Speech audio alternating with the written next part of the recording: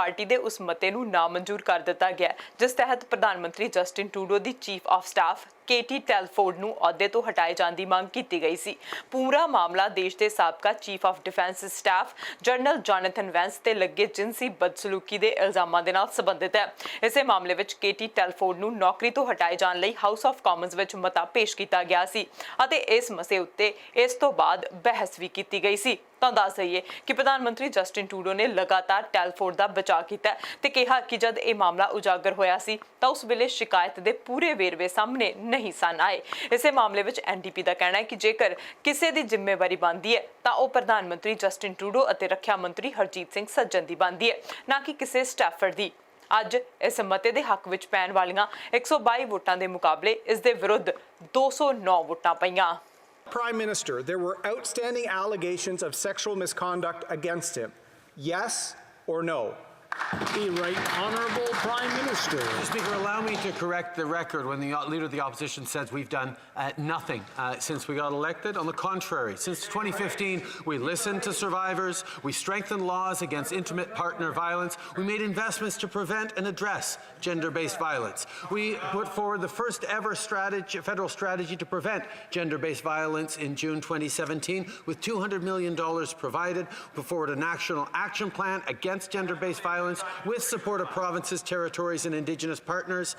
We move forward on support for gender-based violence prevention during the pandemic with over $100 million in emergency support. We have always taken this seriously. We always will.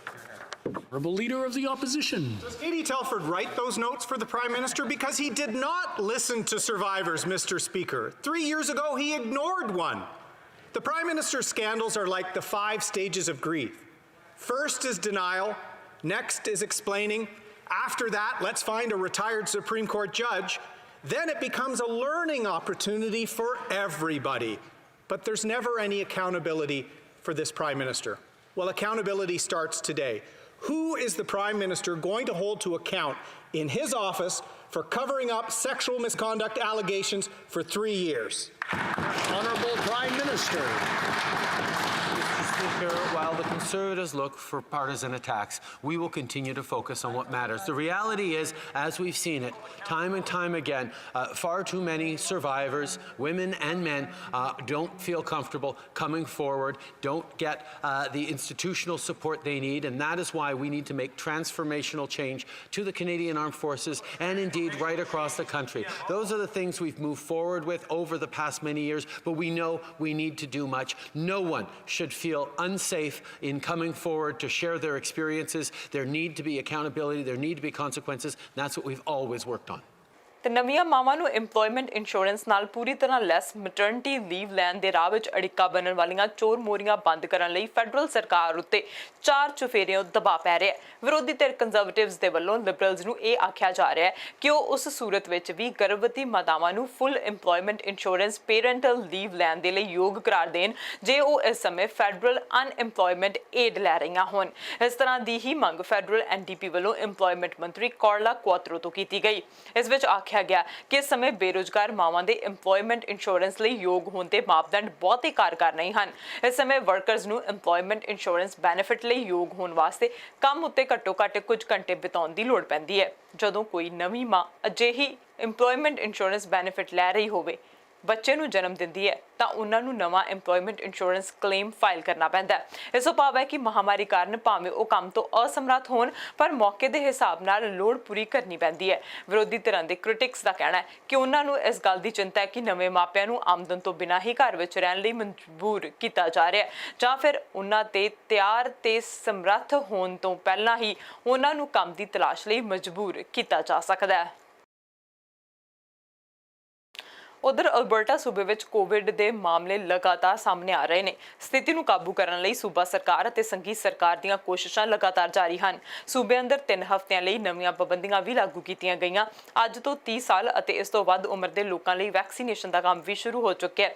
ਸੂਬਾ ਸਰਕਾਰ ਵੱਲੋਂ Covid ਨਾਲ ਨਜਿੱਠਣ ਲਈ ਕੀਤੀਆਂ ਜਾ ਰਹੀਆਂ ਕੋਸ਼ਿਸ਼ਾਂ ਦਾ ਜਾਇਜ਼ਾ ਲੈਣ ਲਈ ਪ੍ਰਧਾਨ ਮੰਤਰੀ ਜਸਟਿਨ ਟਰੂਡੋ ਨੇ ਬੀਤੇ ਦਿਨ ਸੂਬੇ ਦੇ ਪ੍ਰੀਮੀਅਰ ਜੇਸਨ ਕੇਨੀ ਨਾਲ ਰਾਬਤਾ ਕੀਤਾ ਅਤੇ ਟਰੂਡੋ ਨੇ ਸੂਬੇ ਨੂੰ ਹਰ ਸੰਭਵ ਮਦਦ ਦੇਣ ਦਾ ਭਰੋਸਾ ਦਿੱਤਾ। ਇਸ ਤੋਂ ਇਲਾਵਾ ਪ੍ਰਧਾਨ ਮੰਤਰੀ ਜਸਟਿਨ ਟਰੂਡੋ ਨੇ ਕੈਲਗਰੀ ਦੇ ਮੇਅਰ ਅਤੇ ਐਡਮਿੰਟਨ ਦੇ ਮੇਅਰ ਨਾਲ ਵੀ ਗੱਲਬਾਤ ਕੀਤੀ ਅਤੇ ਹਾਲਾਤਾਂ ਦੀ ਜਾਣਕਾਰੀ ਲਈ। ਇਸ ਬਾਰੇ ਹੁਣ ਤੋਂ ਕੁਝ ਸਮਾਂ ਪਹਿਲਾਂ ਪ੍ਰਧਾਨ ਮੰਤਰੀ ਜਸਟਿਨ ਟਰੂਡੋ ਨੇ ਟਵੀਟ ਕਰਦਿਆਂ ਕਿਹਾ, ਮੈਂ ਬੀਤੀ ਰਾਤ ਕੈਲਗਰੀ ਦੇ ਮੇਅਰ ਨਾਹਿਦ ਨੈਂਚੀ ਅਤੇ ਐਡਮਿੰਟਨ ਦੇ ਮੇਅਰ ਡੌਨ ਇਵਜ਼ਨ ਦੇ ਨਾਲ ਗੱਲਬਾਤ ਕੀਤੀ ਹੈ।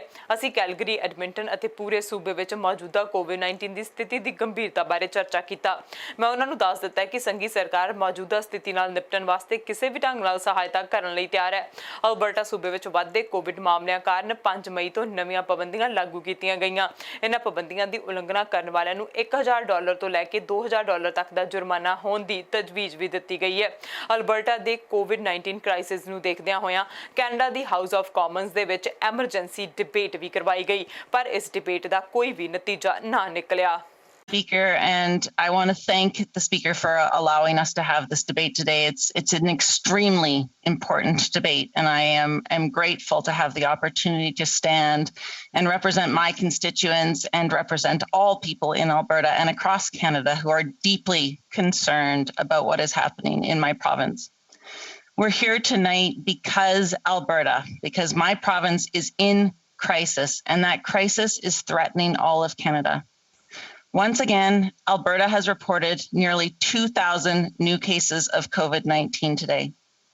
Alberta's per capita rate of infection is the highest in Canada, nearly double that of Ontario's. It is the highest rate of infection in North America and one of the highest rates in the world. In some locations in Alberta, the rate of infection is higher than in India, Madam Speaker. ICUs in Alberta are nearing capacity. There is no more room for acute COVID patients. This virus has shown us time and again that it is sneaky, it is insidious, and it can gain on us very quickly if we don't take it seriously. We have to remain focused on reducing infections, on protecting each other, and ensuring that people stay safe in their communities. And that means that despite how tired we all are, we have to continue to follow public health guidance and do everything in our power, individually and collectively, to stop the spread of the virus. Vaccination is the finish line, but until we're all safe, we have to keep each other safe. Businesses, governments, families, and communities have to do everything in their power to reduce the risks to each other. Speech from my riding in Calgary Nose Hill. And what I would like everybody listening to this speech tonight to understand is that Alberta was in a very bad spot prior to the pandemic.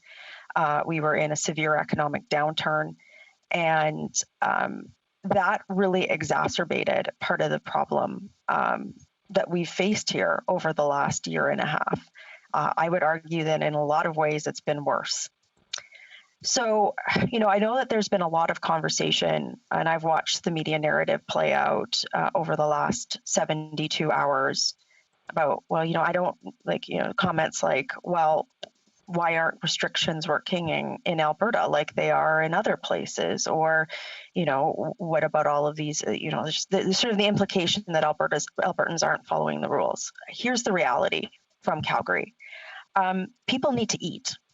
So it's very paternalistic to suggest that people who might not be following restrictions are doing so from a place of just sort of like bourgeois contempt for the law. There are so many people in my province, I would argue most people in my province, that want to do everything possible to abide by public health rules, and they are doing their best. But they're also really struggling. There's a lot of people in my community who don't have the luxury of being able to stay at home and work from home and self-isolate or wait for the disastrously termed preferred vaccine. That's just not the reality. Like lockdown is a luxury for a lot of people in my community. That's the reality. Gig economy workers, taxi drivers, people that were in the resource industry, that's the Alberta economy. We do look different economically than other parts of the country do. So yeah, measures are going to affect how people respond differently. And that's the reality that I just don't feel has been adequately acknowledged by policymakers. So we need to start there. BC ਵਿੱਚ ਪਿਛਲੇ 24 ਘੰਟਿਆਂ ਦੇ ਦੌਰਾਨ COVID-19 ਦੇ 684 case ਸਾਹਮਣੇ ਆਏ ਹਨ। ਇੱਕ ਮਹਾਮਾਰੀ ਨਾਲ ਸੰਬੰਧਿਤ ਕੇਸ ਵੀ ਹੈ। ਬ੍ਰਿਟਿਸ਼ ਕੋਲੰਬੀਆ ਸੂਬੇ ਵਿੱਚ COVID-19 ਦੇ ਨਵੇਂ ਕੇਸਾਂ ਦੀ ਪੁਸ਼ਟੀ ਹੋ ਜਾਣ ਨਾਲ ਇਸ ਮਹਾਮਾਰੀ ਤੋਂ ਪ੍ਰਭਾਵਿਤ ਵਿਅਕਤੀਆਂ ਦੀ ਕੁੱਲ ਗਿਣਤੀ 1,33,619 ਹੋ ਗਈ ਹੈ। ਸਿਹਤ ਅਧਿਕਾਰੀ ਅਨੁਸਾਰ ਤਾਜ਼ਾ ਸਥਿਤੀ ਇਸ ਤਰ੍ਹਾਂ ਕਿ Vancouver Coastal Health 153, Fraser Health region ਵਿੱਚ 445, ਵੈਨਕੂਵਰ ਆਈਲੈਂਡ ਲਈ 17, ਅੰਦਰਲੇ ਹਿੱਸੇ ਵਿੱਚ 52 ਅਤੇ ਉੱਤਰੀ ਵੈਨਕੂਵਰ ਦੇ ਵਿੱਚ 27 ਵਿਅਕਤੀ ਕੋਰੋਨਾ ਵਾਇਰਸ ਤੋਂ ਪੀੜਤ ਹਨ।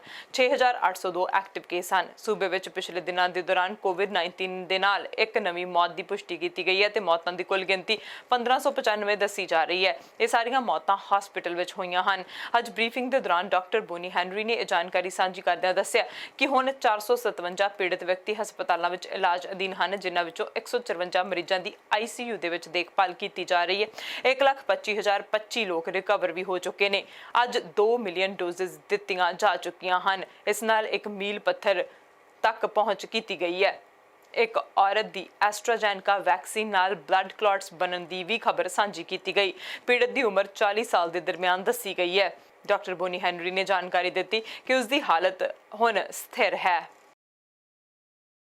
We report 684 new cases of COVID-19 have been diagnosed in the province in the past 24 hours, one of which was an epidemiologically linked case.